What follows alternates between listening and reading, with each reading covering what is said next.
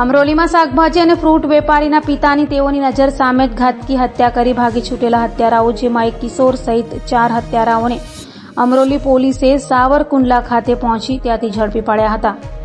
Amroli police પાસેથી મળતી માહિતી મુજબ શાકભાજી અને ફ્રૂટ ટેમ્પામાં વેચવા ગયેલા સની અને તેની પત્ની સાથે આરોપી અલ્પેશ ઓગણિયા સહિતનાઓનો ઝઘડો થયો હતો, જેની અદાવત રાખી અલ્પેશ તેના પિતા અને ભાઈઓ સાથે સનીના ઘરે પહોંચ્યો હતો, જ્યાં સનીના પિતા સહિત ભાઈઓ પર જીવલેણ હુમલો કર્યો હતો, જેમાં સનીના પિતાનું મોત નીપજ્યું હતું.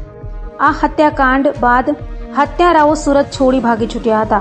બીજી તરફ અમરોલી પોલીસે પણ તપાસ હાથ ધરી હતી અને આરોપીઓનો પીછો કરી સાવરકુંડલા ખાતે જઈ ત્યાંથી હત્યારાઓ અલ્પેશ ભૂપત ઓગણિયા, તેના પિતા ભૂપત ગગઝી તથા અનિલ સહિત 4ની ધરપકડ કરી હતી.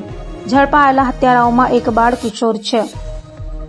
અમરોલી પોલીસ સ્ટેશનમાં ગઈ 6 તારીખે કોસાડાવાસમાં એક હત્યાનો બનાવ બનેલો હતો.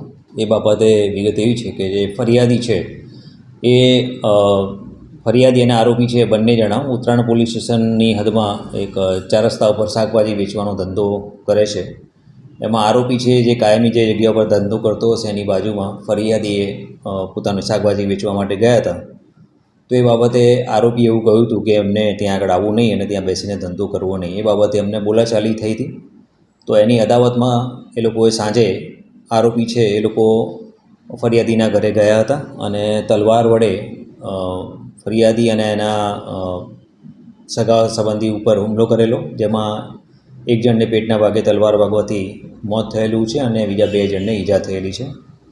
આ કામે 4 આરોપીઓને સાવરકુંડલા અમરેલી ખાતેથી અરેસ્ટ કરવામાં આવેલા છે અને આગળની તપાસની કાર્યવાહી ચાલુમાં છે.